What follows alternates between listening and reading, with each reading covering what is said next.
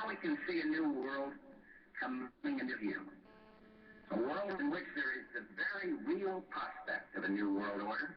The new world order does not mean surrendering our national sovereignty or forfeiting our interests.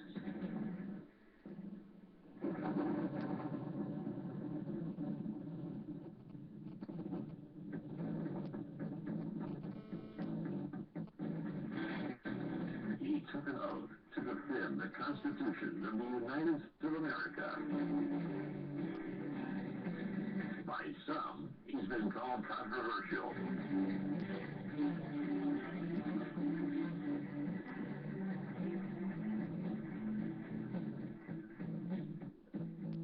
How can I convince you when your ears refuse to hear? You turn your heart away from me each time that I draw near. Your eyes refuse to meet with mine, they glance away in fear. Now, keep in mind that some of my guests have been approached by Homeland Security or FBI saying, why are you going on the Clay Douglas show? My message to those guys, if they're listening this morning, is go get a cup of coffee. Maybe you'll learn something. We both took the same oath, to defend the Constitution against all enemies, foreign and domestic. I don't recall there being an expiration date on that. Well, it's just a show. Nobody can see the thing we said the same. That's your right. Blinded by the light. He is the free American, Clay Douglas.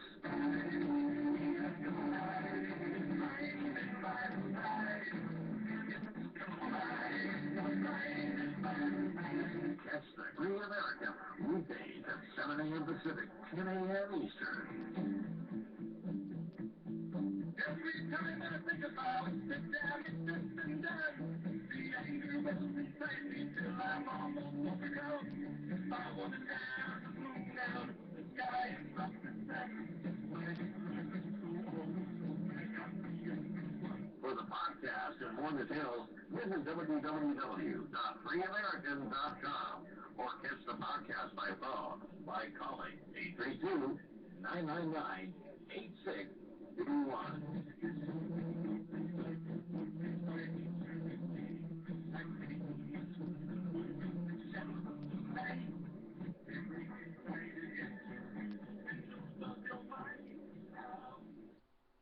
Good morning, ladies and gentlemen. Welcome to another edition of the Free American Hour. I'm having a little bit of difficulty getting my guest up. We'll try it again here and see if we can get him.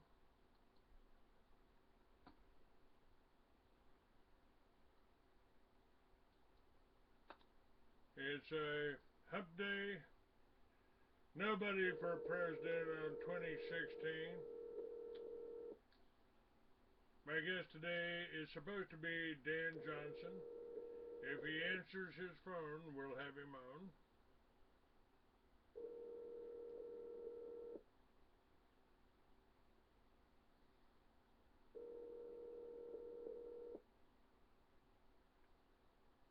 Hey, you've reached Dan Johnson, founder and national director of PANDA, People Against the NDAA. Please leave a detailed message after the tone, and I'll get back with you within about 48 hours. Thanks. Talk to you soon. At the tone, please record your message. When you have finished recording, you may hang up or press 1 for more options. Well, 48 hours won't quite get it. We're broadcasting live now. The only thing that's missing is you. So give me a call, 520-413-2397 if you're using this phone. Or Free American 69. Hope you make it here, Dan. Must have overslept. That happens. All right. Good morning, guys. I've got to tell you, I'm working right now. Even as we speak here, I'm working on my magazine, and we got some great stuff. This magazine will be almost a brochure, a selling brochure for the Noah's Ark global villages, global homes, and it's great. It's great. Now, hey, I got David on here, and we don't have any wolf spirit, so we don't have any bullshit going on. No trolls in the chat room. Nice and peaceful. Nice and peaceful. I've got some guests lined up that are really going to be a mind blower. We'll be talking. Years ago, I wrote a science fiction short story about called "The Future Past," and I'll have Jonathan Gray on my show first of next month. And after talking to after talking to Mr. Gray, Jonathan Gray, you'll find out that what I wrote wasn't exactly fiction. Wasn't exactly fiction. Now, let me see. A couple of things that I wanted to share with you this morning. One, I promised David that I would do this. It's, see if I can find this here.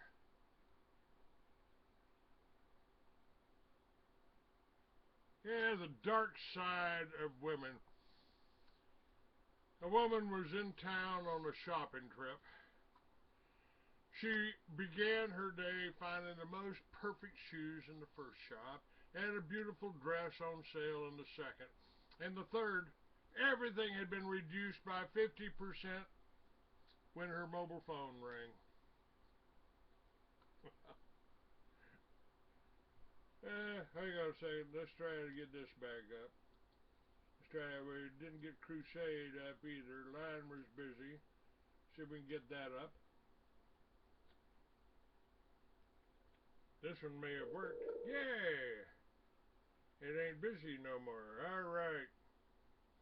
Hello, Crusade listeners. Sorry about that. You missed my music.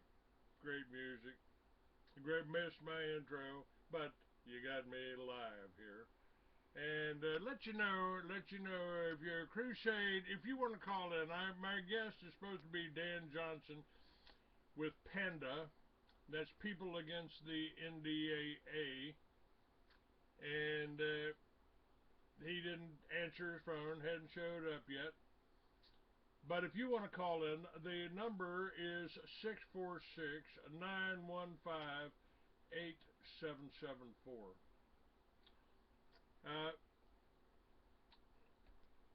Now, before I was just going to do this dark side of women, but before I do that, let me give you the dark side of life here. Officer Jack McLam, a friend of mine for many years, gentleman, I did his radio show for him when he wasn't feeling up to it. He's died. He died on last Saturday. And I'm really sorry to hear that. I got his picture up on my website, freeamerican.com. And also I learned on the same day that my friend Charles Collins, who I worked with when he ran for president, he died back in 2012. I just didn't find out about that until the last couple of days, and now that is up on my website also. What a wonderful man he was, and an inspiration. Hopefully someday we'll be able to get a president in there that will do exactly what he wanted to do, and that's eliminate the Fed. Now, again, this woman's on a shopping trip. She's in the third shop. She found out everything had been reduced by 50%, and her mobile phone rang. It was a female doctor notifying her that her husband had been in a terrible car accident and was in critical condition and in the ICU. The woman told the doctor to inform her husband where she was and that she'd be there as soon as possible. As she hung up, she realized she was leaving while it was shaping up to be her best day ever in the boutiques. She decided to get in a couple more shops before heading to the hospital. She ended up shopping the rest of the morning, finishing her trip with a cup of coffee and a beautiful chocolate cake slice, compliments of the last shop. She was jubilant. Then she remembered her husband. Feeling guilty, she dashed to the hospital. She saw the doctor in the corridor and asked about her husband's condition. The lady doctor glared at her and shouted, "You went ahead and finished your shopping trip, didn't you? I hope you're proud of yourself. While you were out for the past 4 hours enjoying yourself in town, your husband has been languishing in the intensive care unit. It's just as well you went ahead and finished, because it'll more than likely be the last shopping trip you ever take. For the rest of his life, he will require round-the-clock care, and he will now be your career." The woman was feeling so guilty she broke down and sobbed. The lady doctor then chuckled and said, "I'm just pulling your leg. He's dead. Show me what you bought." I know, yeah. Probably ain't funny to you. Probably ain't funny to you. But it certainly is for me here. Alright, let's see what we got here. What do we got here? Ron Paul. Ron Paul sent something out. "My muzzle has been removed. Eliminate the criminals in Congress contest." And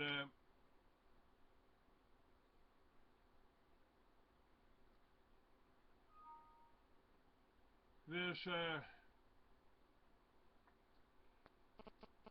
gentleman that I'm going to have on my show shortly said Ron Paul and his campaign for liberty have had plenty of time and money, including some of mine, he says, I might add, to be a major player in providing the solution to our problem.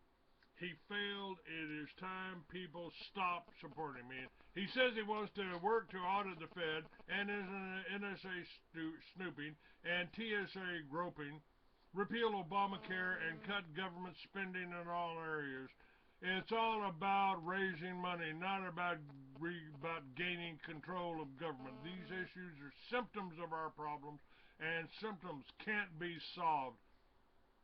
I spent a day chauffeuring Ron around Kansas City in 1998, and I'm sad to say I have now concluded he's part of the problem rather than the solution.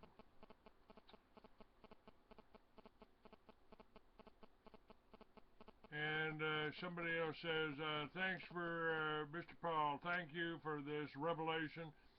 You are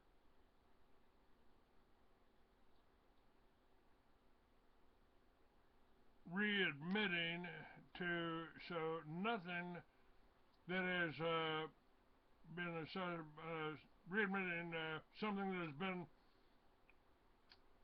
a impact for a long time. In fact, many Americans now believe America was sold out in the beginning." Yeah, hasn't done a thing except raise money. And even when I put his picture on the cover of my magazine, the men that were following him, that were running his campaign, would not allow me to meet with him. And their campaign has done nothing to help the free American, even though I had Ron Paul on my show many times. Nothing. Nothing was done. Alright, let's try one more time to get my guest up. And what do we got here? Let's try him on the phone first.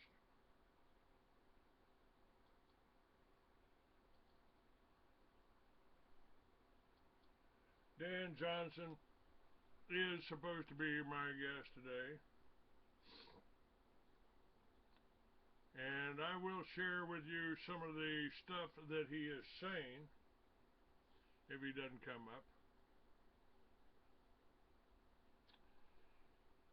The 2012 NDAA sections 1021 and 1022 authorizes the indefinite military detention without charge or trial of any person, including an American citizen, and applies the law of war to U.S. soil, making the United States legally a battlefield.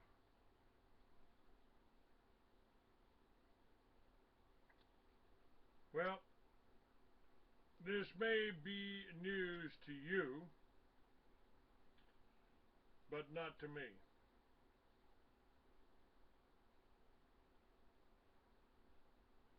Not to me. Did I happen to get Dan? Is that working yet?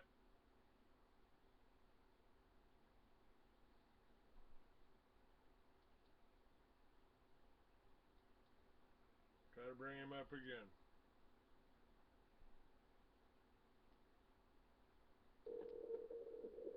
Okay, at least it rings this time.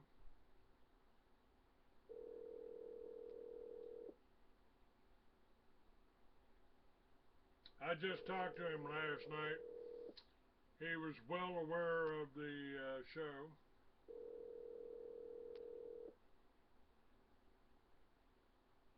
Hey, you've reached Dan Johnson, founder and national director of Panda. Not leaving another message here.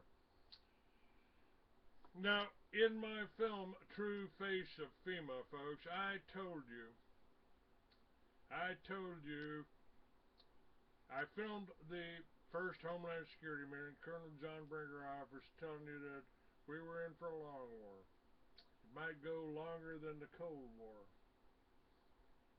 And in case of a single outbreak of smallpox, a communicable disease like smallpox, which, by the way, has been eradicated for over 100 years in this country, we need an atomic attack or a natural disaster of significant magnitude, like an earthquake along the New Madrid fault line.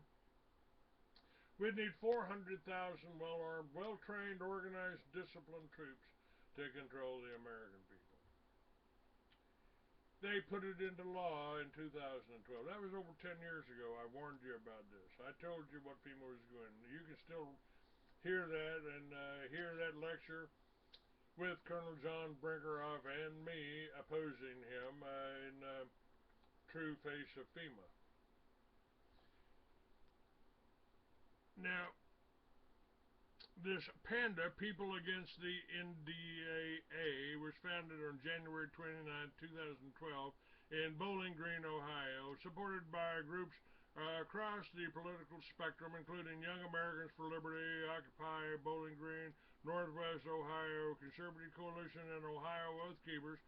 Our group of 7 to 10 college students went on the offensive after flyering our university and getting involved in local politics. We launched PANDA nationwide in late April 2012. Since our funding, we've rapidly expanded into the largest organization in the country, battling the NDAA, indefinite detention without charge or trial, and the application of laws of war to the U.S. soil and American citizens. We pushed anti-NDAA legislation over 20 states and countless local jurisdictions, including Oakland County, Michigan, Las Vegas, Nevada, Sandbury, Pennsylvania, and have helped pass several pieces of legislation across the country. We have been covered by all these people. Anyway, we've networked with over 100 liberty-oriented organizations and several alternative news sources, but unfortunately, we don't answer our phones. So that's all I've got to say about PANDA at the moment. Now, let me tell you that this next issue of the Free American, and that doesn't mean that you shouldn't be reading right now the other magazines that I put out here. I've got 9 issues out and available at shop.freeamerican.com. I need you to go there. But if you go to my website, freeamerican.com, you can hear all of these shows that I've been doing with all of the guests that I've been doing that did answer their phones.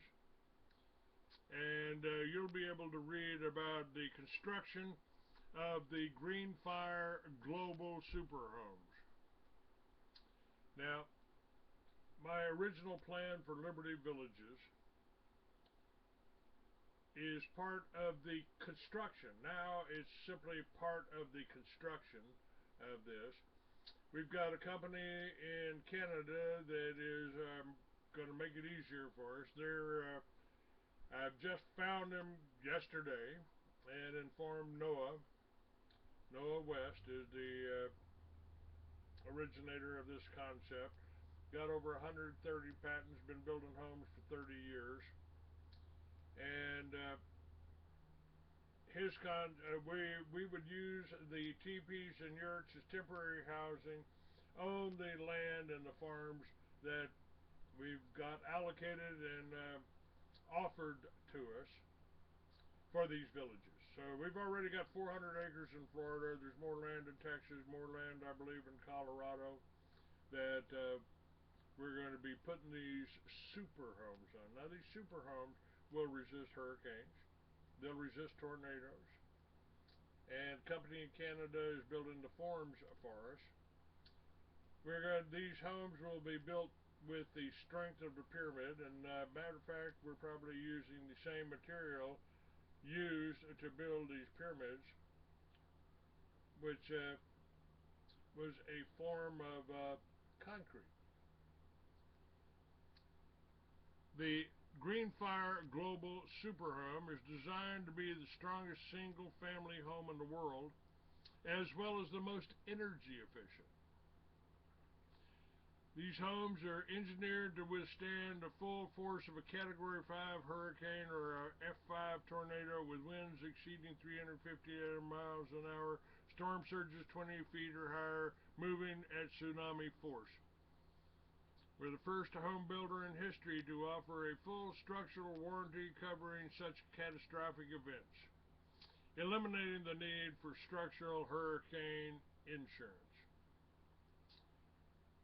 Forensic engineering is the study of how and why buildings fall. The catastrophic events of 2004-2005, including the Asian tsunami and Hurricane Katrina, literally rewrote the book on such studies. We now know that only one type of building nearly always survived, while nearly every other type of building that was in the path of the full force of the tsunami collapsed.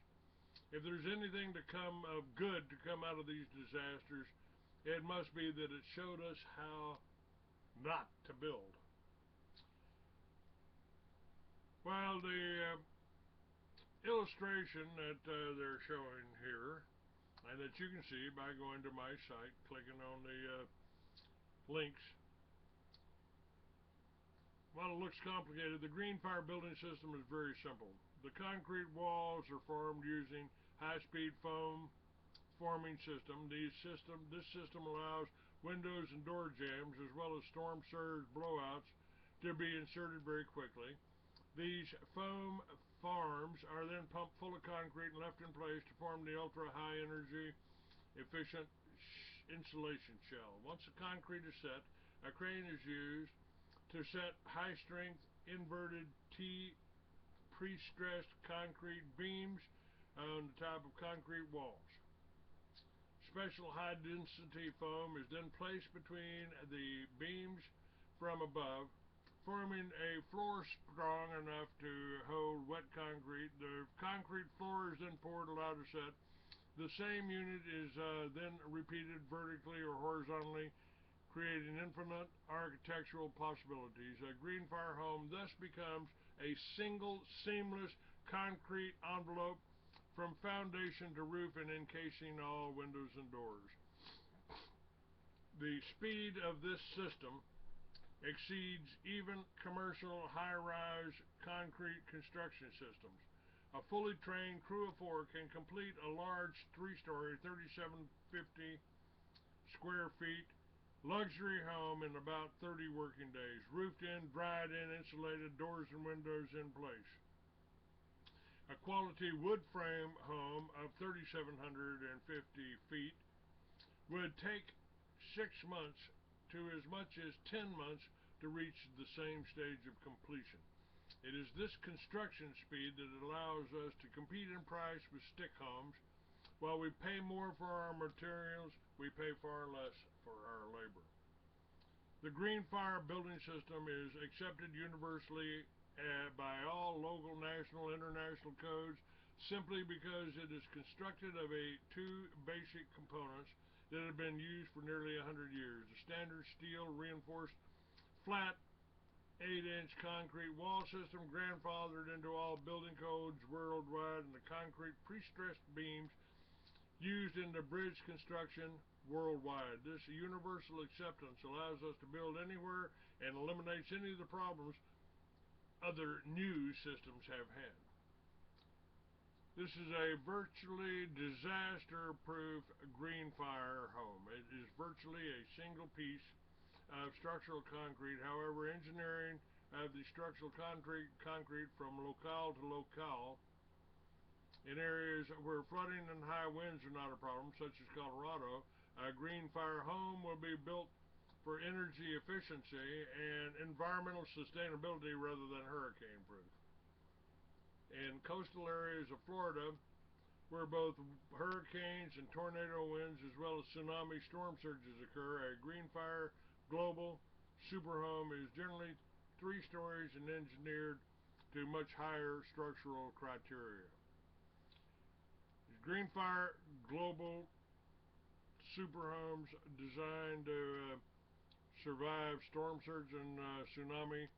By now, almost everyone has seen pictures of the Indian Ocean tsunami of December 2004, crashing ashore, carrying massive amounts of debris and sweeping away nearly everything in its path, almost everything. The structures that were still standing were high-rises supported by large concrete foundations embedded deep in the ground. In other words, a structure built like a Green Fire Global Super Home. The debris that floated by were the homes built of wood. In other words, homes built exactly like those that line the coast of Florida. While tsunamis do not occur in Florida, a storm surge from a Category 5 hurricane does. With the right path, a Category 5 could bring just as much fury to the coastline of Florida as a tsunami, scouring the barrier islands and sweeping away homes far inland. Engineering for such a cataclysmic event is not only entirely possible, evidenced by these concrete structures that survived the Indian Ocean tsunami, it is mandatory if Florida and other coastal areas in the U.S. are to survive the age of consequences. Actually, one of the things that I'm going to be talking about, probably in this show since my guest didn't show up, is that this has happened in the past. Now, you've heard about the Planet X, you've heard about all this. This happened in our past. I wrote about it as a science fiction short story 45 years ago, but my guest, who will be Jonathan Gray on the 3rd,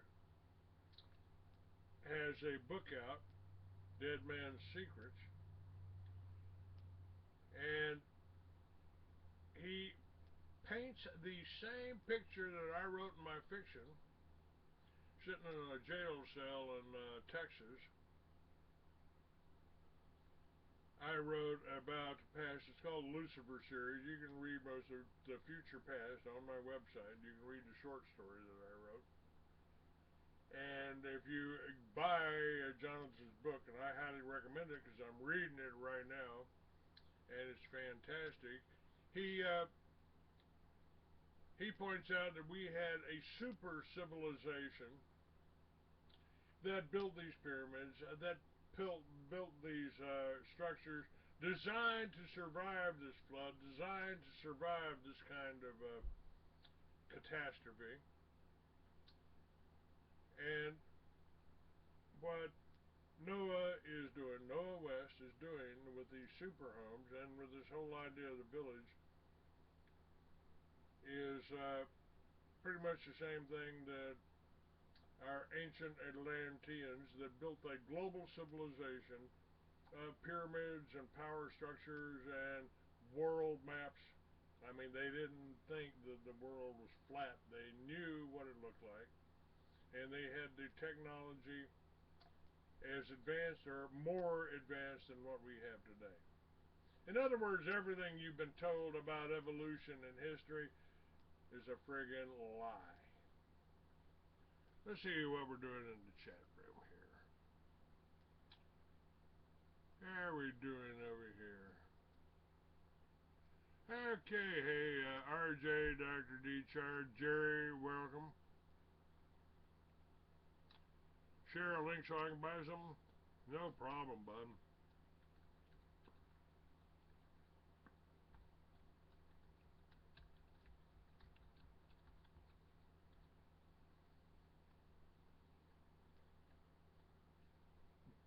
Buy all the issues. I got 9 issues of the magazine now. They're only $2.99. The book Mystery Babylon is Mystery Babylon is yeah, it's a history of the Rothschilds. Tell you about this banking scam we've been in for the past 200 years.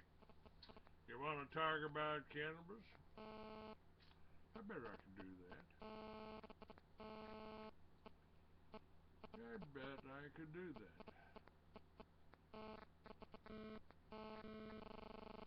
What we're in right now, folks, is well, it's as much a scam here as you could possibly imagine. This prison scam here, they are used to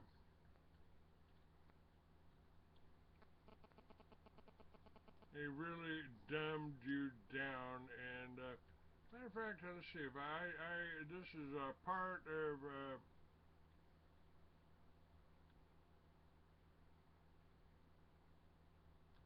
hang on here, doing a little bit of editing here while I'm looking at this.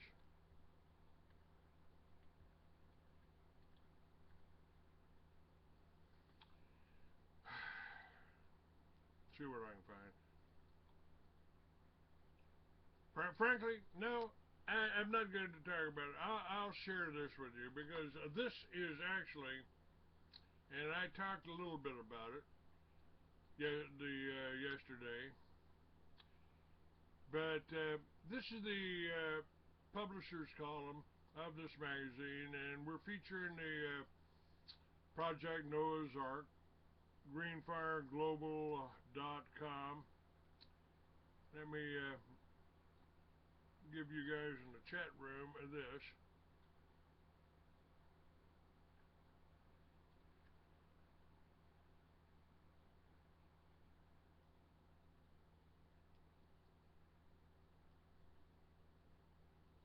How about this? Here's you some things to look at. And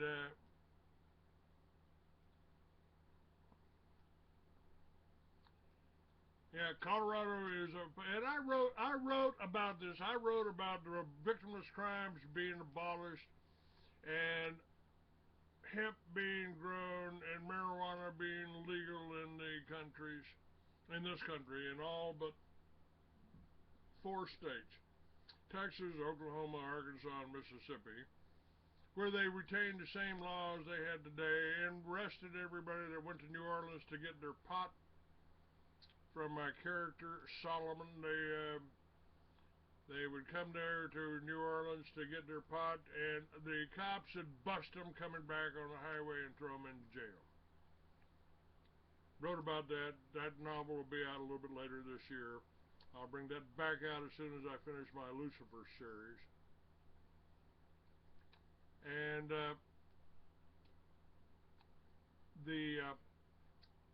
let's share this with you, because I think I did pretty good on this. I just sent this to Noah, got his approval on it. I said things are happening quickly now as more and more people are awakening to the fact that our bankster-run government is not working on behalf of the American people. Thomas Jefferson's admonition that if you ever allow a private bank to issue your money, and the banks and the corporation that spring up around them will leave your children homeless in the country we founded to try and set free.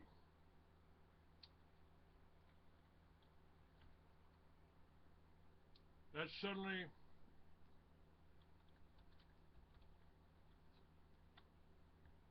suddenly acquired more meaning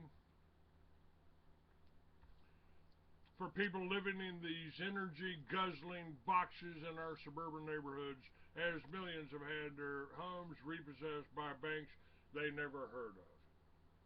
I've been reporting through my magazines and radio shows on the advent and progress of the New World Order since 1994.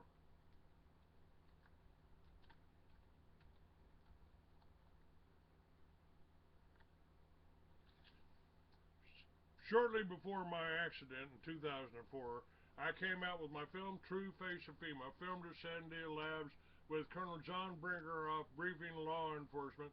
Now this is really relevant. Pay attention to this. This is really relevant for what my show is supposed to be about today, about the NDAA, about indefinite detention, because Brinkerhoff was telling you, briefing law enforcement, on the so-called dangers we will face in the 21st century. He tells them we're in for a long war, might even be longer than the Cold War, and this war will be fought on American soil. He tells them that the enemy is weak and does not have tanks, planes, or helicopters, so they will use unconventional methods. He said we will need hundreds of thousands of well-armed, well-trained, organized, disciplined troops to control the American people if we have a natural disaster of significant magnitude, an atomic attack, or a single case of smallpox in a major metropolitan area.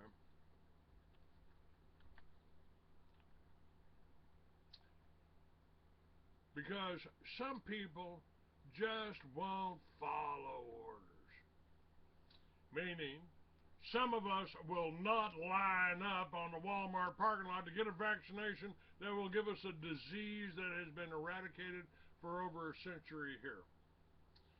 We did not need those troops when Hurricane Andrew decimated Florida. Us bikers, led by Miami motormen, that's the motorcycle cops, ran blankets, food, and water and diapers to the families who camped out on the biker bar parking lot. The National Guard provided us with a generator to keep the beer cold and the food good. We took care of the few looters that came by, and the only thing FEMA did was pick up a few bodies we strung up for them to find. No looters showed up after 9/11. Only Americans helping Americans, from William Rodriguez, the janitor in the North Tower, who pointed out that these people that he helped rescue were injured from the bombs planted in the basement. He was the last man out, dove under a fire truck. The building crashed on top of the fire truck, and just as they pulled him out from under the fire truck, all four tires blew. God was watching over William Rodriguez. Now, I've been telling my readers and listeners that any time a communist regime takes over a country, they go after three classes of people in order. And this, again, is the necessity and the wisdom behind these global villages that we're talking about. They go after the farmers first because they do not want you to be able to feed yourself. They go after the intelligentsia next. That would be anyone who's learned from history and are smart enough to know what they're doing. And third, they go after the veterans and law enforcement, still loyal to the old regime. We're in that stage now. The self-sufficient family farms have been under attack for 100 years, and the last Homeland Security assessment, and contained in my book, Mystery Babylon, pointed the finger at our veterans, along with true Christians and resistors like the militias. These attacks came from the bankers who fund both sides in every war. Like a canary in a coal mine, I have felt the full force of these attacks first. Eventually, reporting on corrupt politicians, the military-industrial complex that Eisenhower warned us about, and the conspiracies that Kennedy warned us about right before the bankers had him killed for issuing Executive Order 11110, became tiresome and depressing. So much bad news and little to report on in the way of positive resistance to solutions. I attempted to work within the system and worked with the very first Republican to sign up for the presidential race in 1996, but you probably never heard about Charles Collins because every camera at every caucus was turned off and pointed at the ground when he got up to tell you we could close the Federal Reserve and print our own money debt-free. Charles died on September 16, 2012. Even in death, the government's still harassing his family and won't allow them to settle his estate.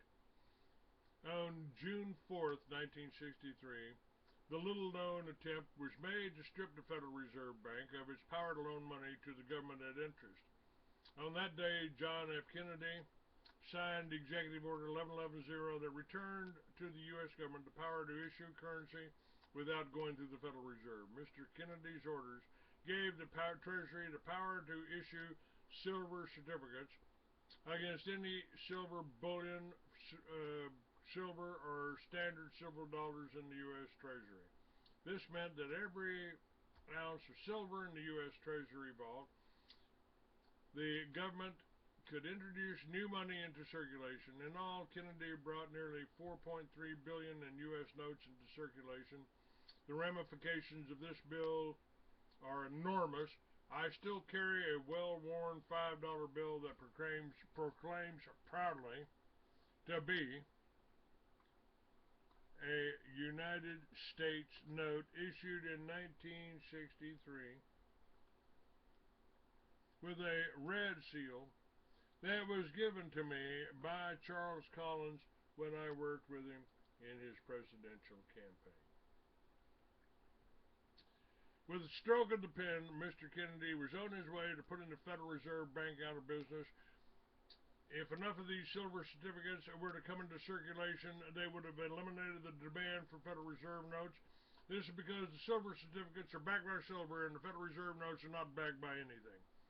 Executive Order 11110 would have prevented the national debt from reaching the current level because it would have given the government the ability to repay its debt without going to the Federal Reserve and being charged interest in order to create the new money. Executive Order 11110 gave the U.S. ability to create its own money backed by silver as the Constitution allows. He would have restored the Constitution. But Kennedy was assassinated just 5 months later. No more silver certificates were issued. The executive order was never repealed by any U.S. president through an executive order and is still valid. Why then has no president utilized it? Virtually all of the nearly $6 trillion in debt, this was written years ago, has been created since 1963. If a U.S. president had utilized Executive Order 11110, the debt would be nowhere near its current level. Perhaps the assassin of JFK was a warning to future presidents who would think to eliminate the U.S. debt by eliminating the Federal Reserve control over the creation of money. Kennedy challenged the government of money by challenging the two most successful vehicles that have ever been used to drive up debt. war and the creation of money by a privately owned central bank. His efforts to have all the troops out of Vietnam by 1965 in Executive Order 1110 would have severely cut into the profits and control of the New York banking establishment. The point behind this little history lesson is that nothing is going to be solved through the elections, even if the elections and the computers that count the votes weren't controlled, and we could actually know who was running for the right reasons. That's almost an impossibility as long as the bankers and the media companies that they have financed and controlled only tell us about the candidates that are financed and approved by the same people lurking behind the strings and pulling behind the scenes and pulling all the right strings.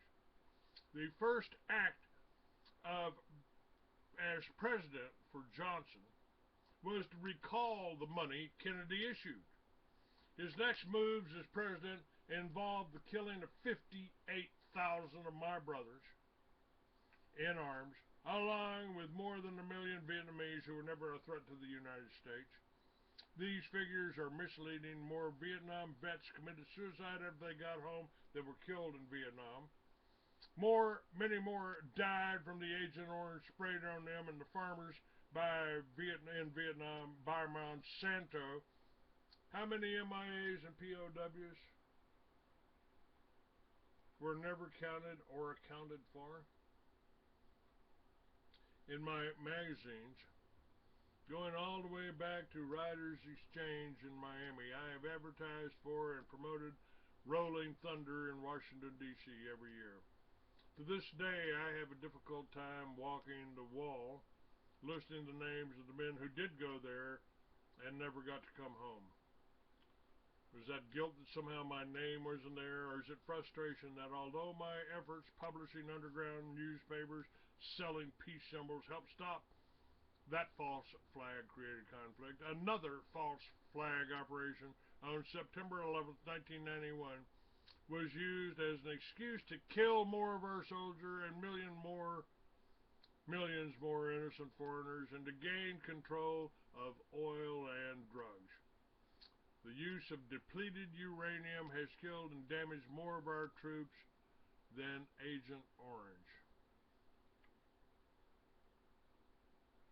It should be obvious to all but the most brain-dead, deluded, drugged, or programmed people that the Federal Reserve is a global criminal enterprise pitting people against people and funding both sides, and that the war on drugs as the war on terror is a part of a master plan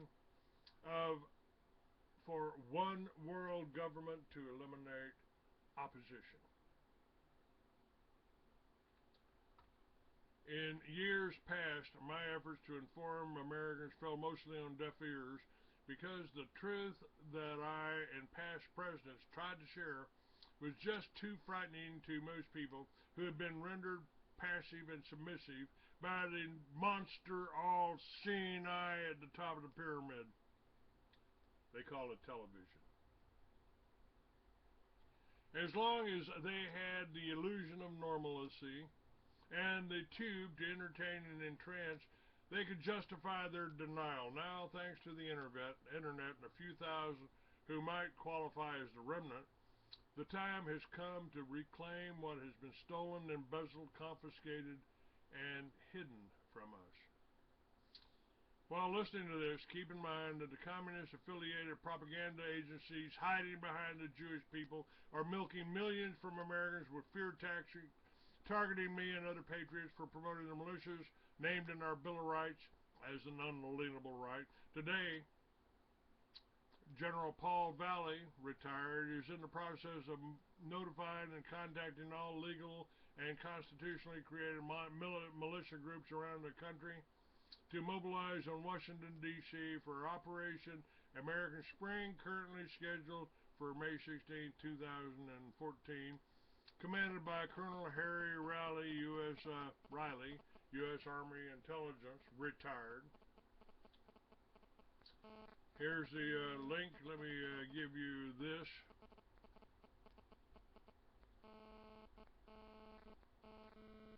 in the chat room. Let's give you that.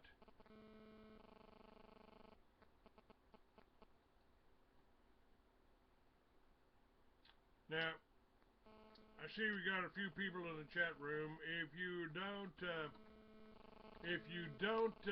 sign in and give me a name, you can't chat in here. But you can call in. The phone number, I'll take calls. RJ, Jerry, if you want to call in. The phone number to call in is 646-915-8774. That's 646-915-8774. And you wanted me, RJ wanted me to talk about cannabis. I'm just going to tell you very simply.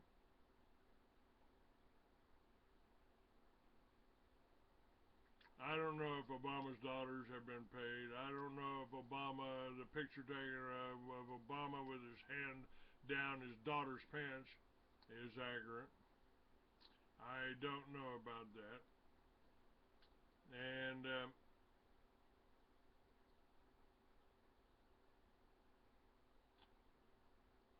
let's see what else we got here. What other question did we have here?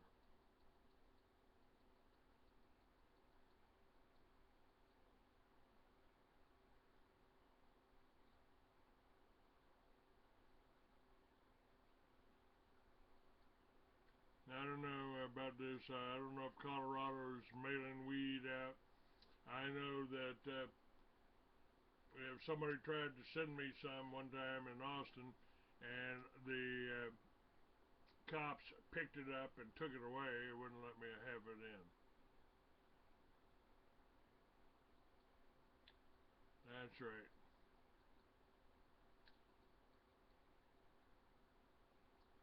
Alright, one more time, phone number here, 646-915-8774. And the militia mobilization, Senior Chief Jeff Ross. Jeff Ross, let's see if we can get Jeff up.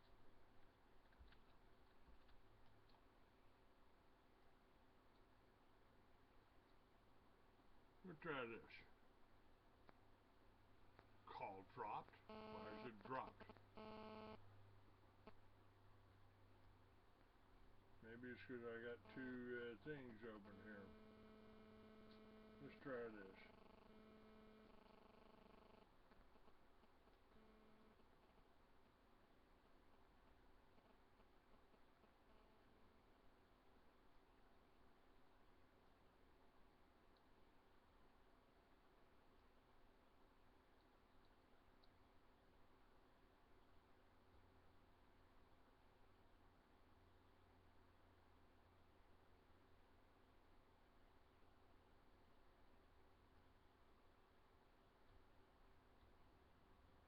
Bear with me.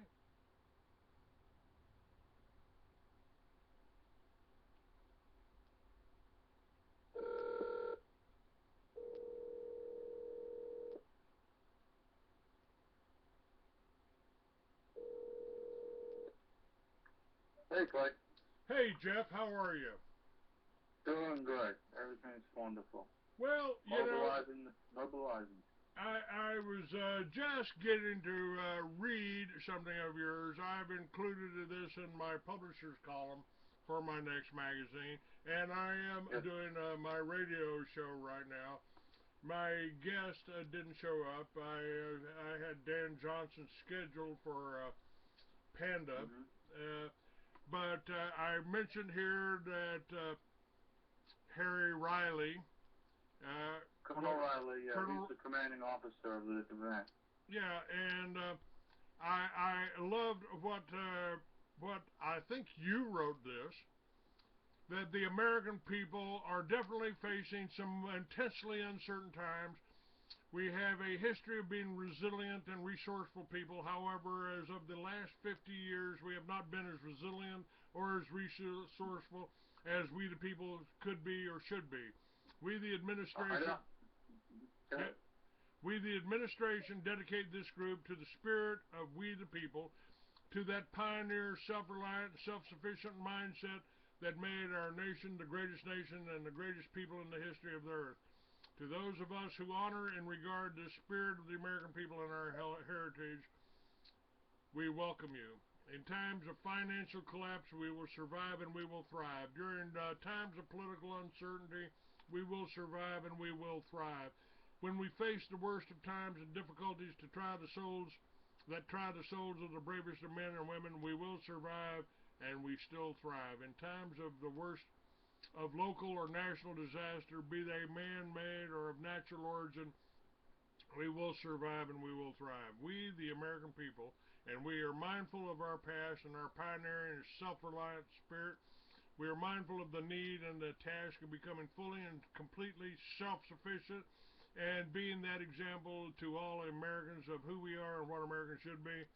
We, the American people, and we are the American people, and we are dedicated to self-sufficient, self-reliant American American off-the-grid lifestyle. Now, what I've been talking about and what I'm putting in my next magazine is a project of veterans, by veterans, and for veterans. It's called Operation Noah's Ark, or Project Noah's Ark.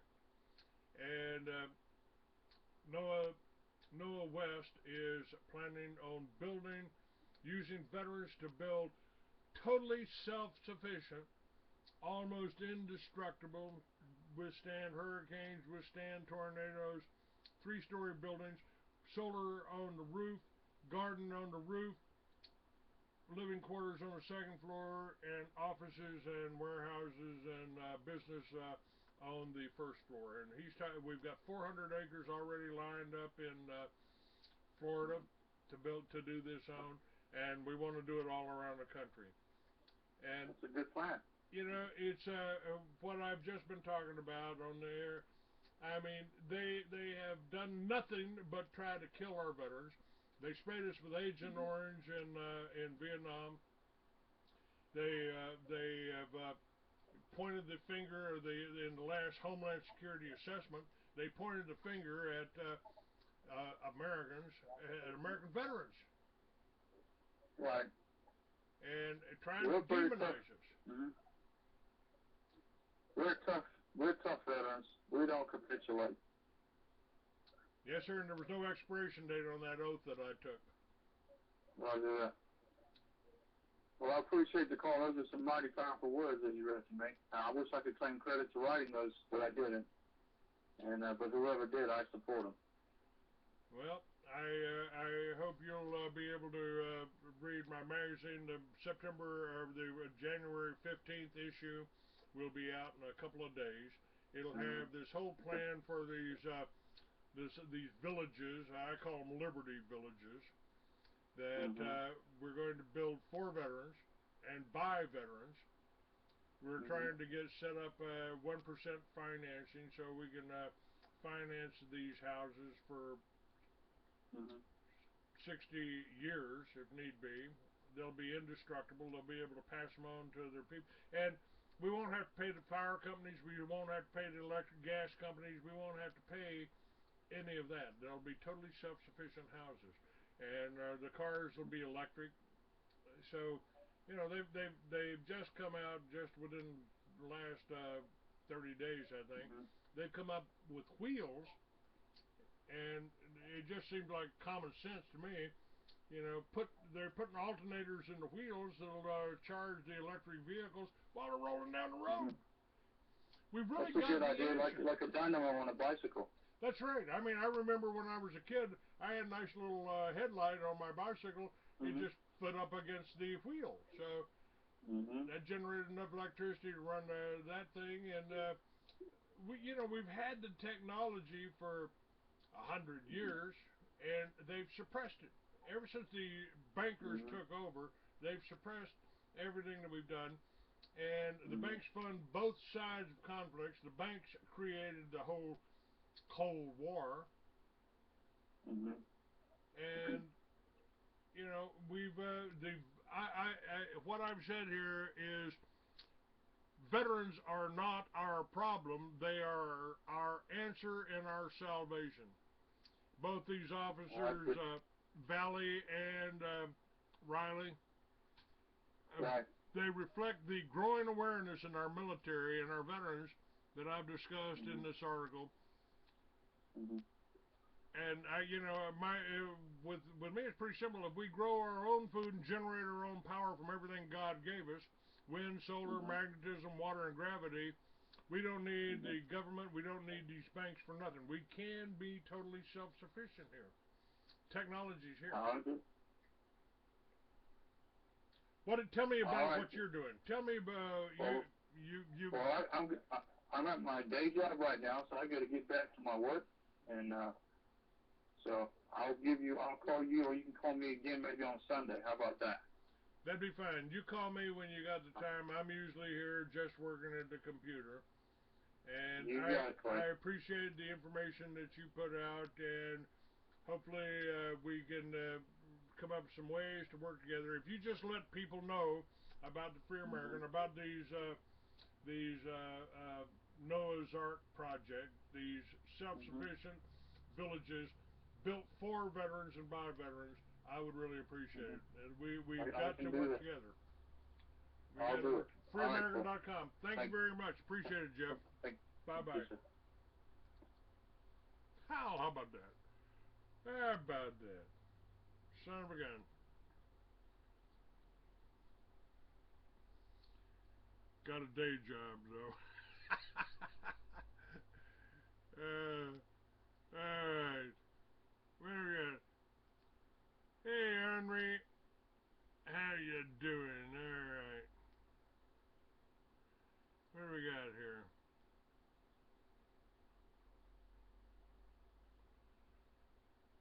All right.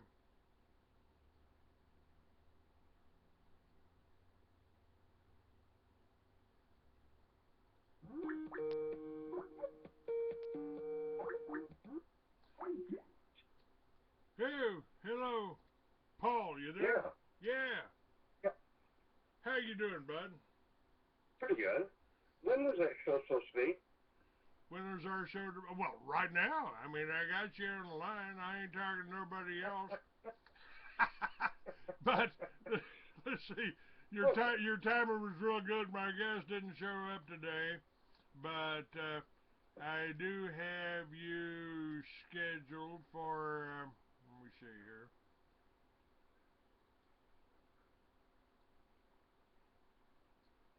There's somewhere I got that. Okay. But I think it's tomorrow. I think I got you scheduled for tomorrow. Well, I have it written down for today. Well, that's okay. That's okay. We can uh, we can certainly start today.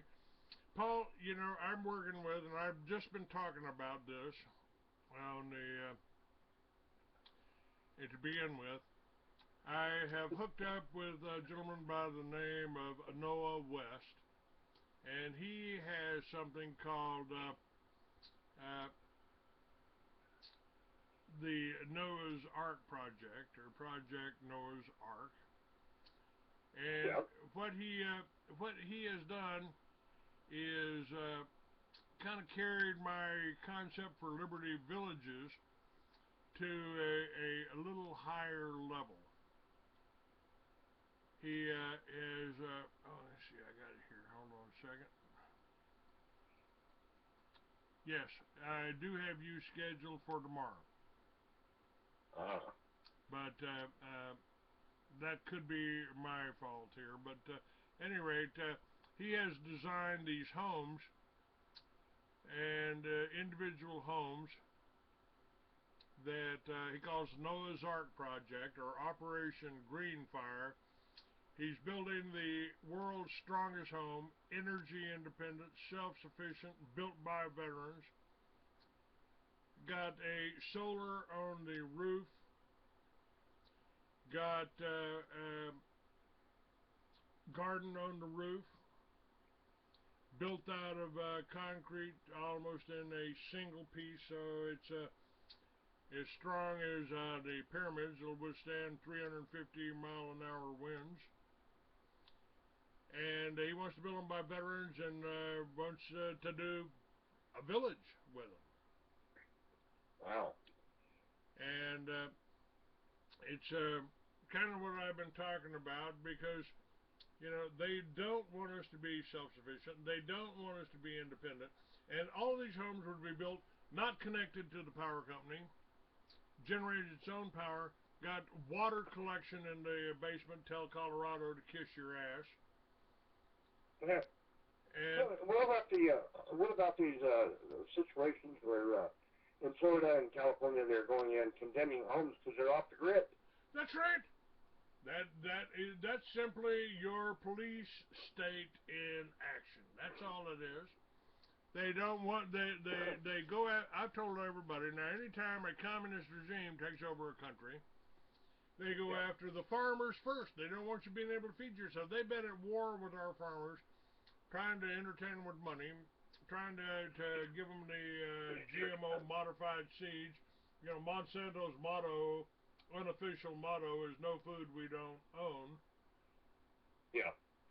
And it's happening worldwide. I mean, in Europe, they're trying to condemn non-GMO seeds. Well, those haven't been treated properly. Those haven't been treated properly. They haven't had they don't have the bug spray already built in them. Yeah. Well, how about the situation here in Salt Lake City where the car dealer was capturing all the rainwater from his roof to run his car wash? He was filtering it and using it, and he got fined for not buying city water, and he has to tear the system down. Now, that's happened in 4 or 5 cities already where they say you can't collect your own rainwater on your roof because the government owns it. Yeah, you got to let it flow out into the street, flow down into the drains, and flow into the lake because somebody owns that lake. Yeah. And that's what they've done in Colorado. That's what they've done in Oregon. Yep. But there are law firms out there, and we will have access to them. There are law firms out there that will fight that, and we can fight it. I mean, that is nothing but tyranny, trying to claim rain.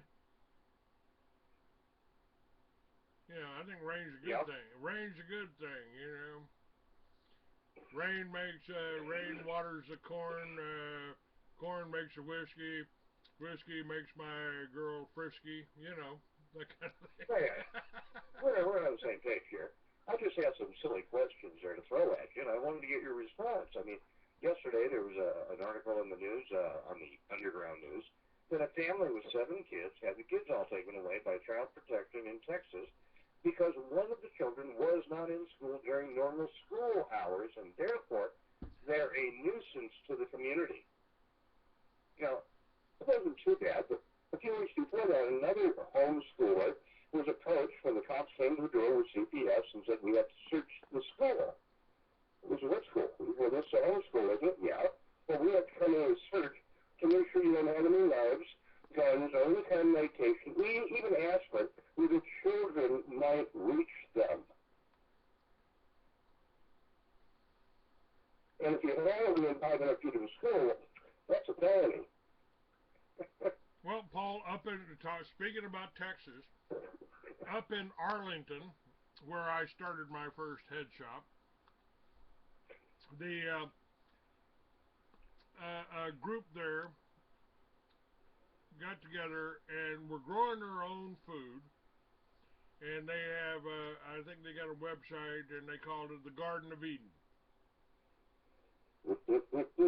And the jackbooted thugs came in, stomped on their tomato plants, tore their garden down, handcuffed everybody there, Nothing there, no pot, no nothing illegal, and yet they terrorized these people, and all they were doing is here, try this food, eat this food, this genetically modified food. Won't kill you, won't hurt Yeah. you, good for you. And they terrorized them. They terrorized. That was Arlington. You have a hair shop, huh? Yeah. What's your politician's head win for the most? Oh, no. I helped start the whole paraphernalia industry. I sold to every head shop in the country. I helped start that. I helped start Yeah. High Times. I was the first distributor in Texas for High Times. Andy Cowell was the publisher. Later on, I met the publisher in Florida. You know, so I've been I've been playing that game with them for a long time. Well, I'm trying to say a jump ahead and try to do the proper thing and clean up our planet. And man, I hit so many roadblocks that isn't funny. And I get the biggest kick out of all these organizations. Oh, we're here for you. Right. Call Greenpeace and say, hey, we have a solution. They don't want solutions. They want donations.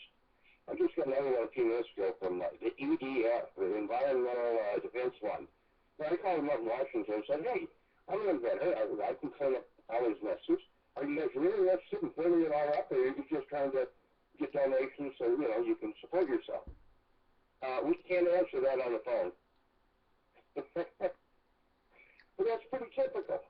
And when you're saying, well, you can defend yourself, I was talking to a couple of attorneys the other day, asking them, what is the procedure? Because somebody coming to school was carrying too much cash, anything over $2,500 now in the U.S., so they can take your money and accuse you of being a drug dealer, and you either give up your money or you go to jail.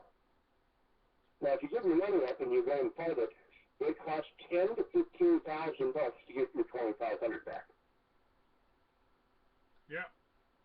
And they know it. So what do they do? They're supporting the court attorneys so that they're making all the money. If you're not going to give it to a county without a dollar, we're going to take more from you by making you hire an attorney. We're not going to let most people represent themselves.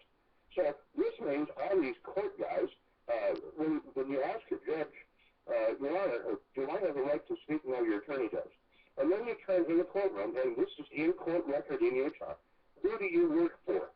And he's now my attorney, and he just looks at me and says, I'm with the judge. You know, if you hire an attorney, you're basically admitting that you are totally mentally incompetent to defend yourself. That's right. And I was found incompetent. The attorneys, they work for the Bar Association. That's the British Accredited Registry. So and they operate right out of the city of London, which is this whole world is run with three cities: the city of London, the city of Washington D.C., and the Vatican. It's a whole world's run with these three companies, and these lawyers, the lawyers and the judges. This is a scam. We should have we fought the War of 1812 to get rid of the 13th Amendment, which barred titles of nobility. It barred lawyers from serving on any of the three branches of government. And because we've got lawyers in the executive branch, in the judicial branch, and in the Congress and the Senate, we don't have any separation of powers. Yep. Now, you want to hear a funny one? I asked this question one day when I was finishing law school. I said, why is it that when I went down to the county record to look up licenses, I couldn't find any attorneys listed with business licenses? Aren't they required to have a license? And the law inspector, the professor there, got in the book, and he said, well, yeah, any business that does more than $100 per quarter has to have a license. And so they're required to have a license, but they don't. When you get a hold of the county and the state and you ask them that, they don't want to talk about it. But no, they don't have licenses. Most of them have just their bar certificate. and they don't have a city license. They're not allowed to do business in that state. Yet nobody's challenged them on it because attorneys have more money than you and I do. But that's like dealing with a bank. I mean, when was the last time, have you opened a bank account up? Beg pardon? You've opened a bank account before, haven't you? Oh, yeah. And did they have you sign this thing called a signature verification card? Yep. And did you ever read it? Actually, no. And this one, nobody else did either. I did. And on the backside of it, you never get to see, because you never turn it over. It just slides it across the table and says, sign here. It's a signature verification card, and that's the title on it. It doesn't say contract, you're selling your soul, but if you read the backside of it, the last paragraph on the ones I've seen, have all said, by signing the reverse side of this contract, I give the bank permission to do whatever it wants within its rules. They're posted in the main vault of its main branch. That's interesting. So you're signing a contract with a bank.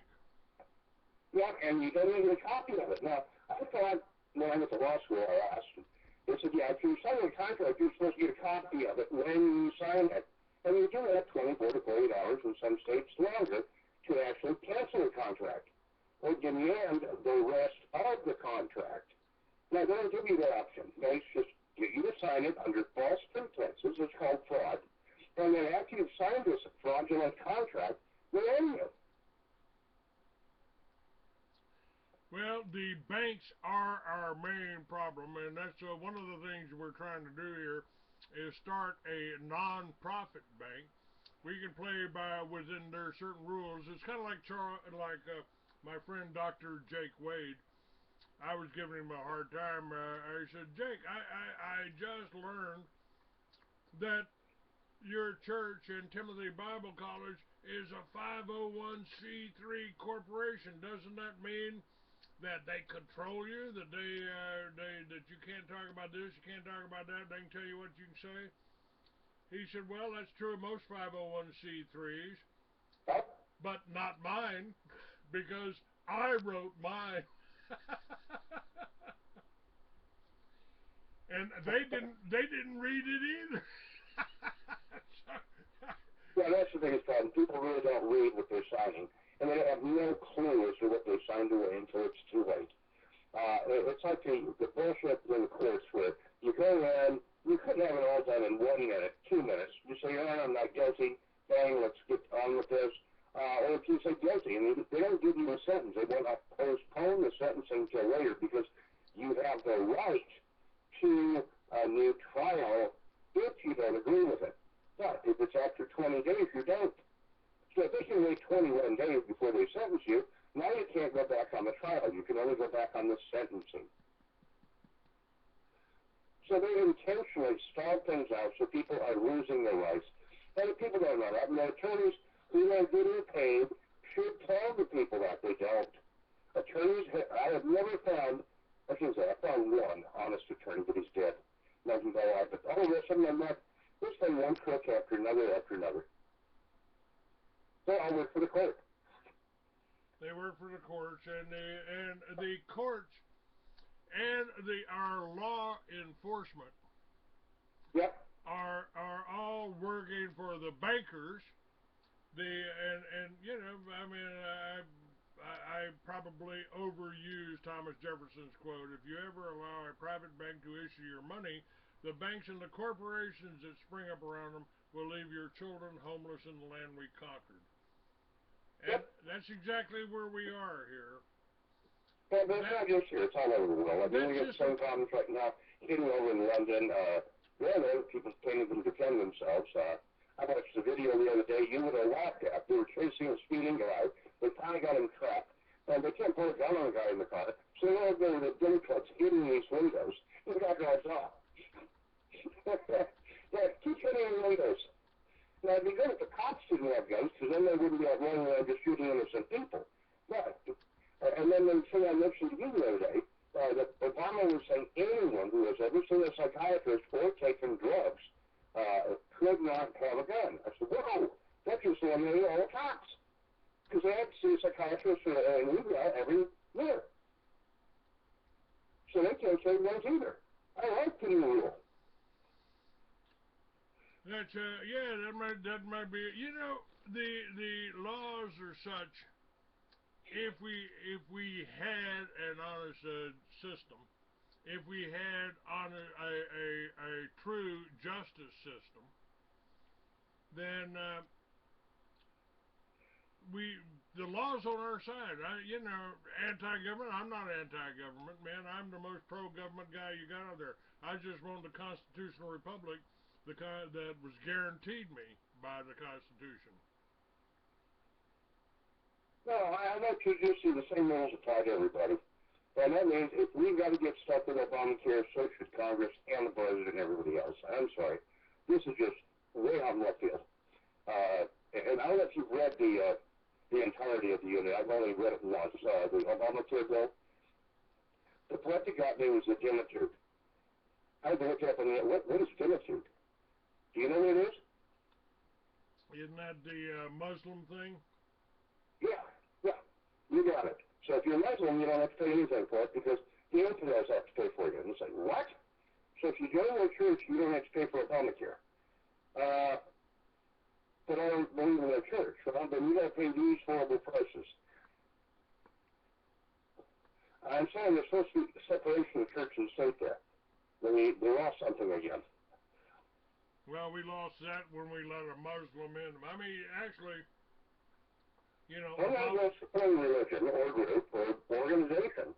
If they're really doing what they claim they're doing, and they're doing it for a decent reason to help mankind, fine. But we were just joking here a few minutes ago with one of my buddies that we've been working here on perpetual motion machines, all kinds of fun things, and running cars on things you're not supposed to. And as long as it's for educational purposes, we don't have a problem with that. But we've started trying to transmit things from here to different places, and we put a bulldog in here that comes out over in Washington, D.C. as a pansy every time. What's wrong with the machine?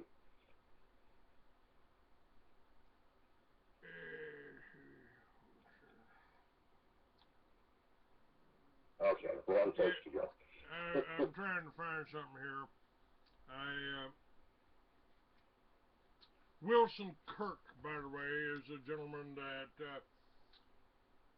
wanted to talk to you and talk to me about you and some of his things. He was. I just found his name again. Oh, well, we may talk about that one off the air. Okay, all right. Yep. Now this plan that we've got here with this.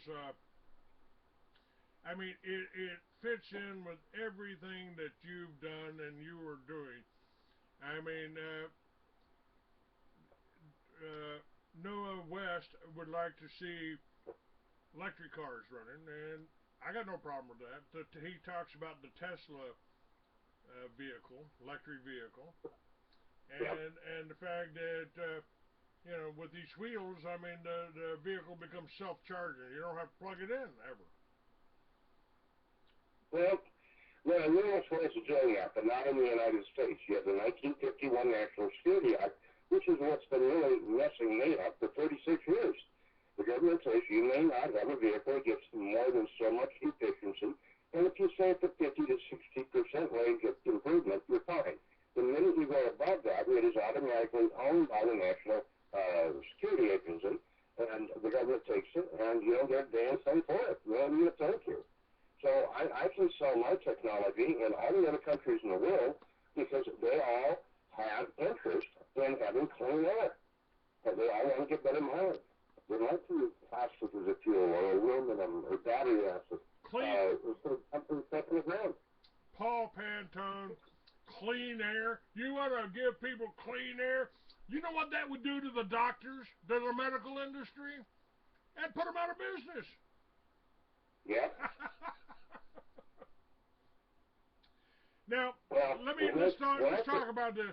I was at this Tesla convention. You were there, and there were no Tesla inventions there. There was no magnetic generators there. Now in Australia, I saw videos of people that built these magnetic generators. They were nice, a little neat, looked about the size of a spare tire, and you could stack them on each other and put them in your garage, and they would run forever and generate Yep. electricity. But you Well, I can't did one of have them it in here. 1983 and had it on my table. Back when I mentioned it.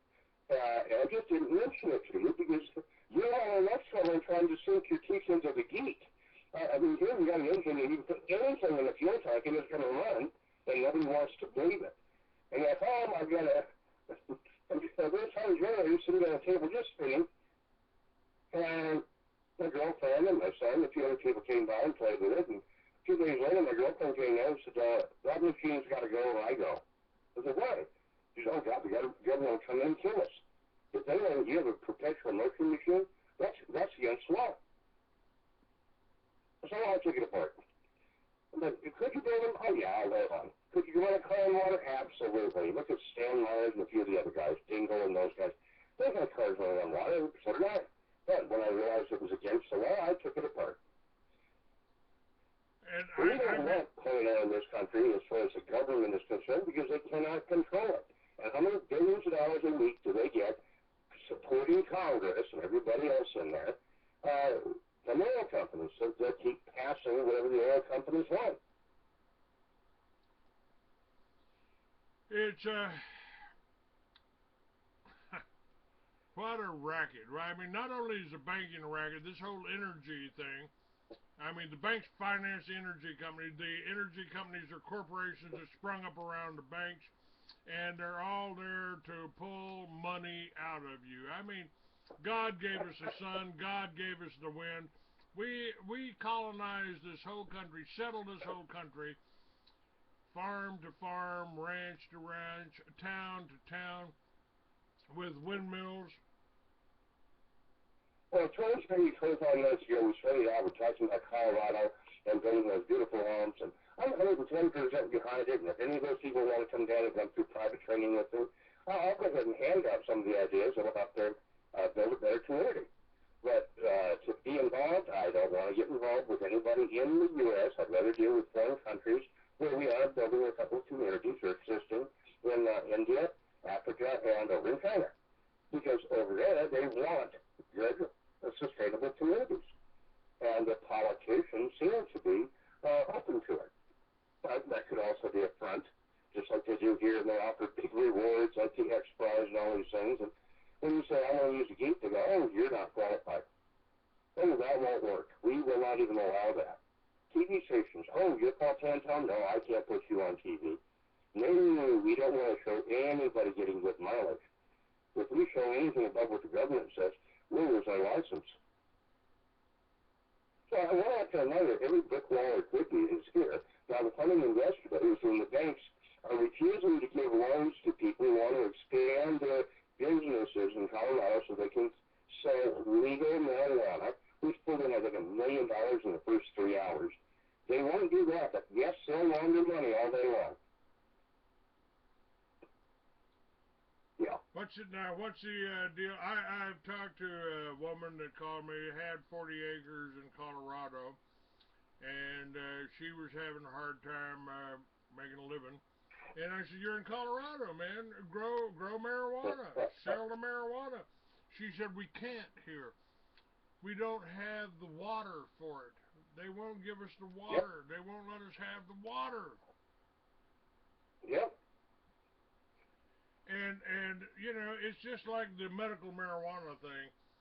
You know, turns out I was really excited about it. I said, wow, man, for the first time in 45 years, I may not be a criminal anymore. I can get medical marijuana if I bribe a doctor, if I pay a doctor, and I have a real problem. Well, why should I pay a doctor for something God gave me? Why should I do that? And it turns out I'm because I never go to a doctor, I'm too healthy to get medical marijuana. I said, well, the reason I'm so healthy is because I've been smoking it for 45 years. Well, we get this over and over. The Medical Association gets their fingers into everything. Back in 1984, or 94, I'm sorry, when Molly and I first got together, we had calls coming from around the world people wanting to market their technology through me, and I got 2 calls the same day from guys that didn't know each other, one in Georgia, the other up in New Jersey. Both men had invented a litmus paper that if you just touch it to your tongue and it changes color, you know that person that has AIDS. And these guys didn't care about making money. They just wanted to get it out there to the people. But the government would not allow them to market it, give it away, sell it, transfer it, do anything with it. He said they went to, one of the guys in Georgia had gone to the World Health Organization. They said, this will help stop the spread. And they said, can only be administered through a doctor. Yeah, Well, repeat that. What did that litmus paper do? What was the reason for that? Well, it was to check for AIDS. If you're in a bar or someplace where you might be picking up somebody, ask them, can I touch this to your tongue, please? And if it changes color, run. But they didn't want a litmus paper to test for AIDS. Yeah. This is pretty incredible, and it's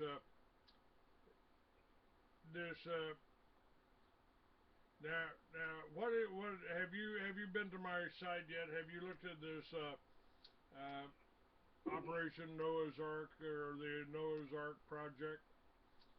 I have not done anything for the last month except work on a couple of 225 and 250 kW generators.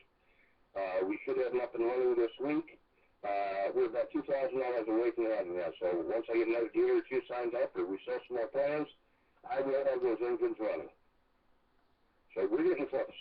So I have not had time to look at anybody's things. I catch news a couple hours at night, the emergencies that came in that day, and that's it. All right, what else are you doing with GEET? Are you getting some response from overseas? What's happening here? Anything going on here? In about 30 minutes, I should be getting a call from China. We're getting ready to open the school over there and start servicing our people there. We're going to be opening in the Philippines. We've already opened in Australia. We're up in Canada. We should be open in the Caribbean here in about a month. School is supposed to be last month. I haven't heard back. In London and Netherlands, we're opening up. We have requests to open up in Russia, the Ukraine, India, Pakistan, and Iran. So people all over the world would like to have clean air. Except America. Politicians are holding it back. Now, what about China? You know, China is one of the BRIC countries, Brazil, Russia, China, and India. And they're talking about a different type of currency. And I'm thinking that this Noah's Ark project, if what he wants is a 1% loan. He wants a bank that is able to loan the money to veterans to build these homes and finance these things at 60 years. So these homes will last more than 100 years. Well, the problem with the banking industry, tying it back to what you're saying there, is during the last 36, 40 years, I've met probably 50 people that were going to open their own banks. They started getting into it. Some of them spent millions getting the paperwork ready and everything else, only to find out that if you don't comply to the Federal Reserve, you cannot loan money in this country. You can't do certain things. Your hands are tied. And they are going to lean on you to the point where you're going to have to charge 20% interest just to keep your doors open. Unless all of you in the bank are attorneys. Noah's put together an IPO here, and originally he was talking about getting the money from the Federal Reserve as a chartered bank, but I've tried to tell him they just won't let you do anything here. They won't let you do anything here, especially if you want to loan money for 1%. All of their rules have to apply to your bank.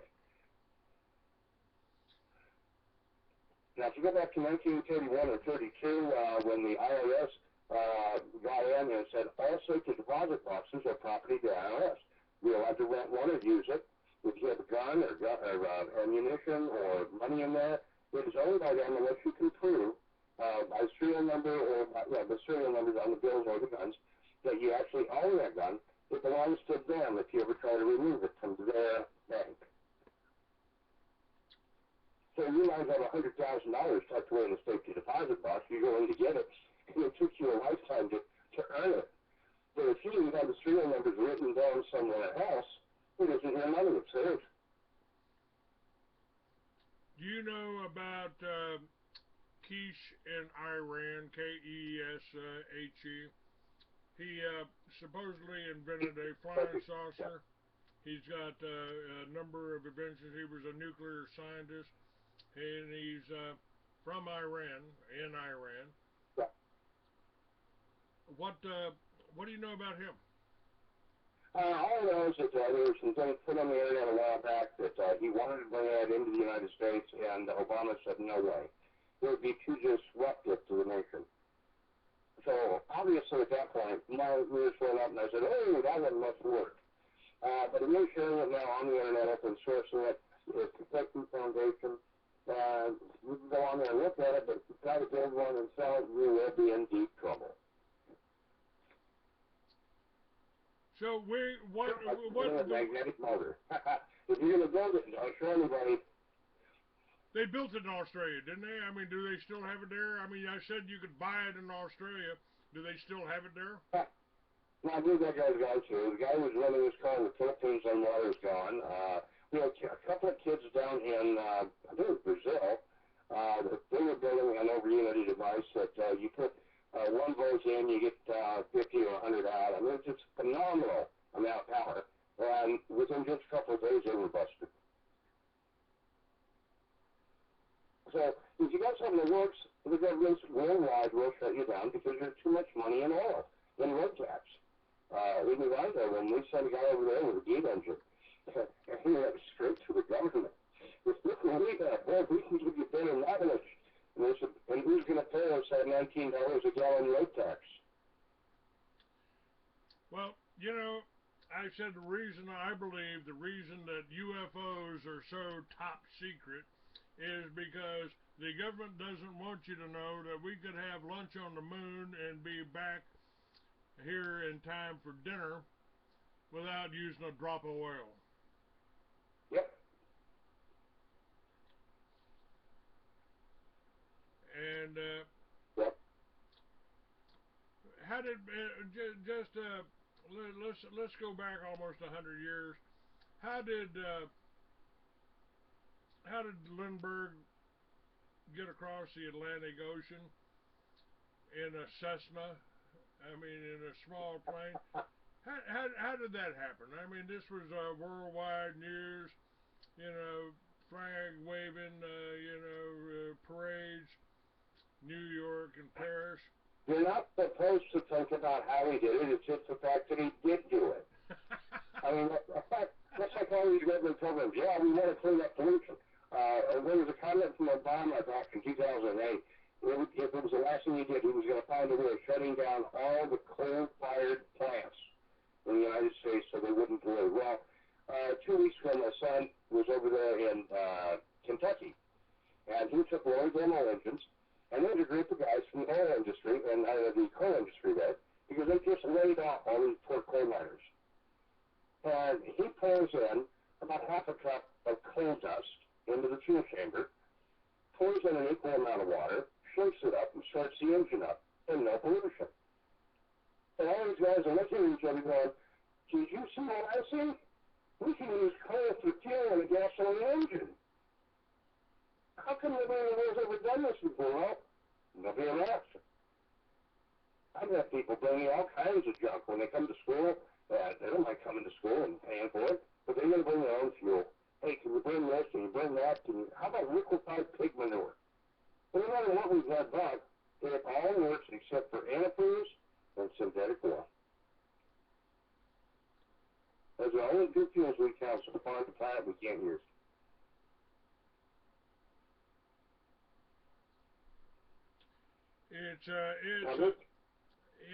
I've said in this article that this conspiracy is so vast, most people can't even grasp it. You know, they think we're kooks because we're telling them the truth. You know, this is how they're using you. We are nothing more than slaves, and they've just refined the art of slavery to the point a slave don't know we're slaves. And I think you can blame that giant eye at the top of the pyramid. I think they call that television, actually. Yeah. I've heard all this stuff about the Illuminati and the Masons and this group and that group, and I like solid evidence in my hand. Then I will talk about it and shove it down people's throats as politely as I can if they want it. If they don't want it, that's fine. We'll go into a different subject. But I warn people when they come to school, if you do this, this, or this, when you get home, you could be in deep trouble. And some of these guys push the envelope. Well, I'm not worried about Mr. Pantone. What's he going to do? He isn't going to know I'm running my car on water. And lo and behold, a week later, they've been T-boned or they're bankrupt. Some have gone to jail. So we warn people of what to expect. And after 36 years of going through it, I don't want anybody else to go through what I've gone through. So if someone power back on the grid to me is the biggest red flag you can have. That means they know your power units are and they come in and take them. I just says that things that nobody knows are there. You know, if you have that power for yourself, support your neighborhood. Your neighborhood will grow.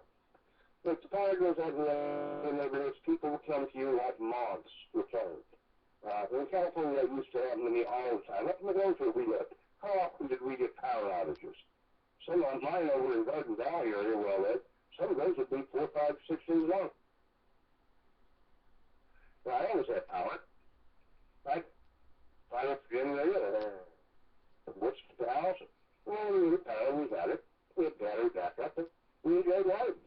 It didn't change just because the power went off. But all the neighbors brought to a dead standstill. They couldn't buy gas. Gas pumps didn't work. They had no heat in their homes because that furnace they had with natural gas or propane out back doesn't work without electricity. And they weren't smart enough to have a couple batteries to back it up so they could turn the furnace on, so they're all freezing.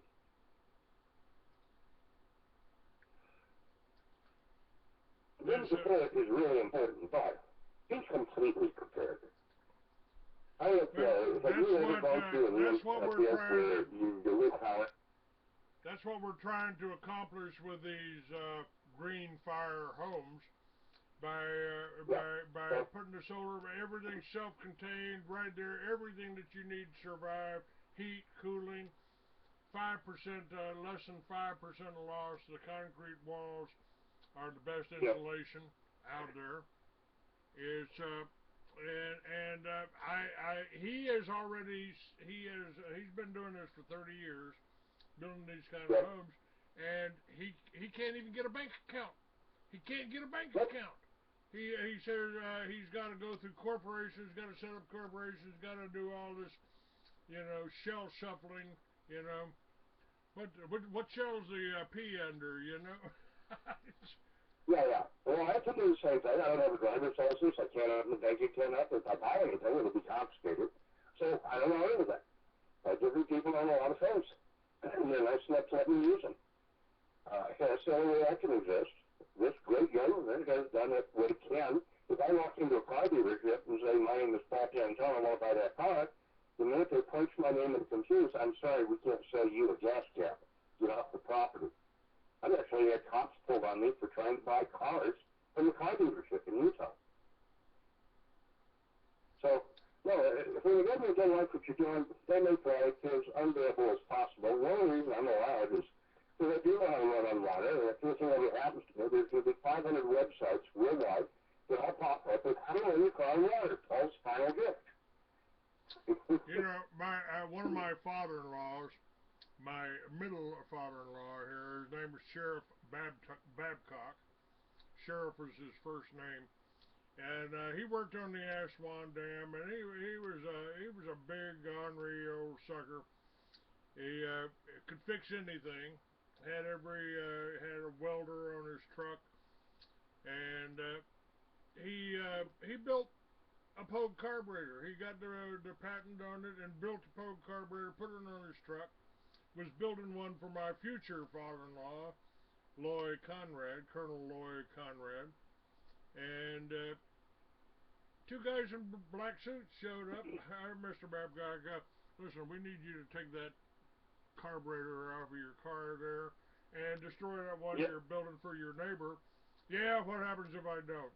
We'll kill you. Yep.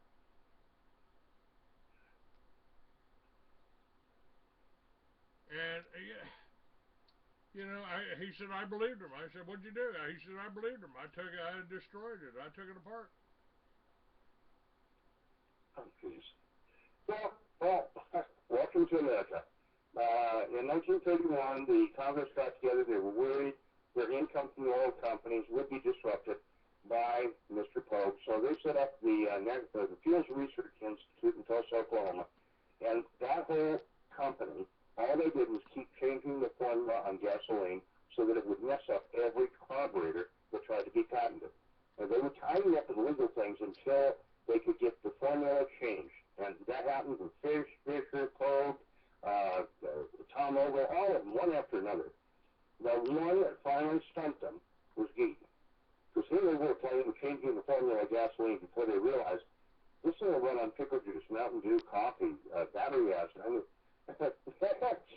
there's nothing we can add to gas to stop this. We got to stop the man. So they shut down that facility. I got a little personal question for you here, Paul. There's something you said earlier that's still bothering me. Uh-oh. Go ahead. You said you had a girlfriend. I want to know how you managed that. I just don't understand. I mean, something about being a patriot, something about doing this. Hi, I'm Clay Douglas. Here's my website. Here's my card. Here's my phone numbers. Here's my card. And nobody ever calls. And if they do call, they're totally insane. It's so I just wondered how you did that. I'm sorry. Well, Clay, I really. the one girl I just met, a guy about 50 years old, good looking, and she came to me and she didn't know who I was. She was riding with someone in their car and she needed to use the restroom. She said, "Hey, can I come in here and use your restroom?" I said, "Sure." And she walked by, I checked her out and smiled, and she came back later saying, "Hey, you're really a nice guy. I'd like to get to know you." 2 days later, her mom calls her up and says, "Honey, do you know who you're dating? He's all over the website." And she said, "No, I don't know who I'm dating. Why don't I ask him?" Well, she said, "Well, there's good and bad about him." I said, "Oh, yeah, there isn't about anybody. Usually the bad is people who can't rip me off." And we got a couple guys out there. "Well, I challenged Mr. Pantone, and he ain't give me the tires and won't give me a generator, so he's a fraud." Well, I sell plans. If you want to buy the plans, buy the plans.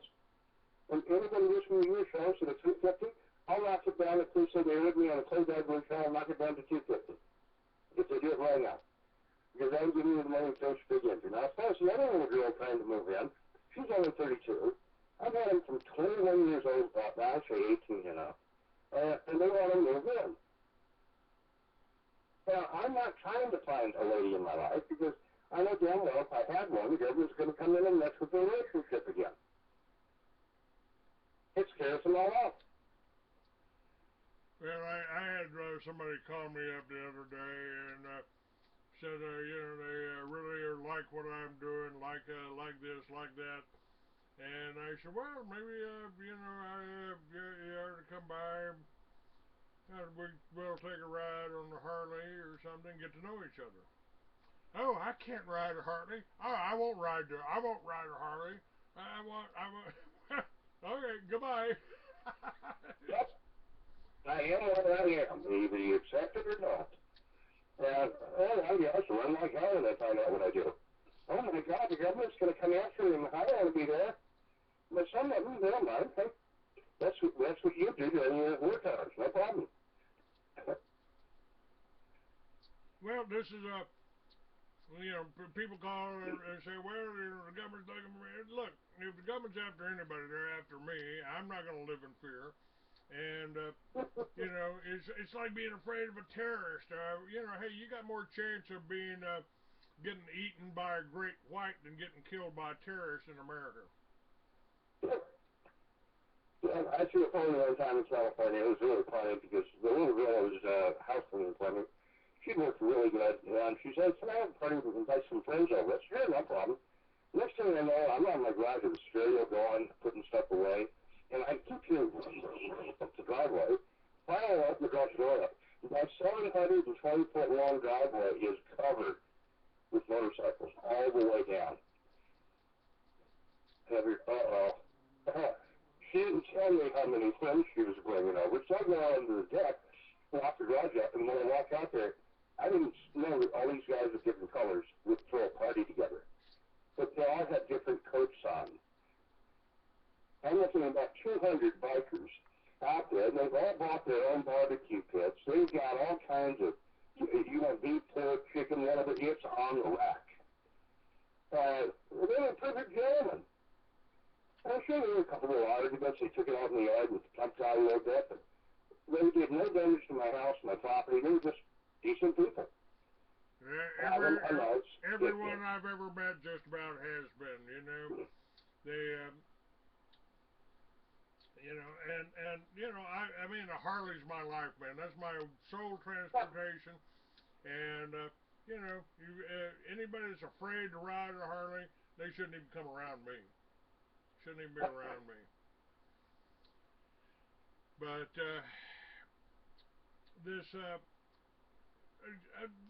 that was the other thing I was going to ask you. How hard is it to adapt a Geet system to a Harley? Well, we had a couple guys down there in Texas do it, and one of them called me back saying, "I don't like it." I said, "Why?" Because it gives me good mileage, but it doesn't sound like a Harley anymore. Because it sounds like a little tiny bike. It doesn't go vroom vroom. It goes vroom. I said, "Well, we could always put cards and clothespins on the back spokes." He didn't like that. But he said, "You buy a Harley because you want to hear it." Yeah, loud pipes save lives, you know. When you put a Geet on a motorcycle, you're going to get better mileage, and some guys have a lot of movement with it. Filling the gas tank with personally made fuel. But you lose the sound of the bike. It doesn't sound like a Harley. So, because of that, a lot of guys don't want to put it on their Harleys. But we had put it on the motor scooters that are getting double their mileage over in the Philippines and in China.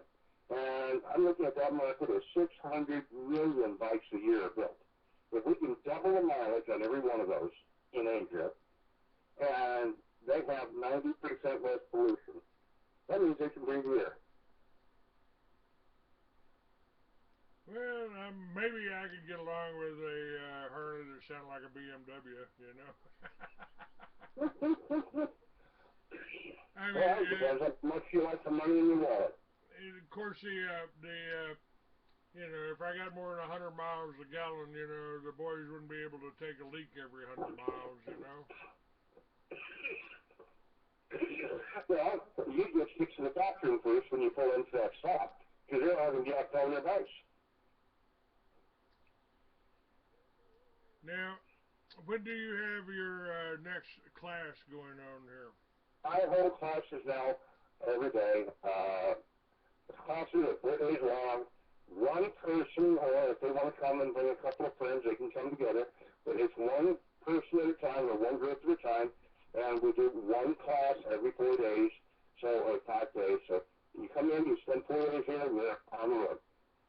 Some people, if they live local here to the Albuquerque area where I am, they come in and spend the weekend. They come back the next weekend they can. So we're pretty flexible. But it's all prepaid. We've got too many people that say, "Oh, I'll pay you when I get there." And those that do show up, they come in broke because they got stopped with cash in their car. And the cops and Homeland Security can read how much cash is in your wallet or in your back seat or in your trunk, even if it's locked up in a red line box.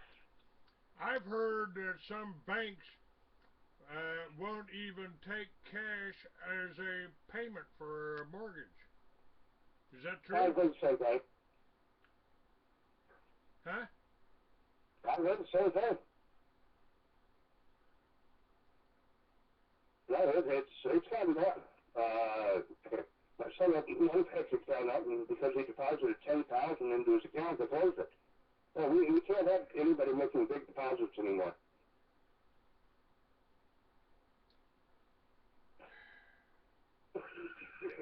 But now, Paul Valley, General Paul Valley, and Colonel Riley, they're talking about a Veterans March on Washington on I believe May 14th.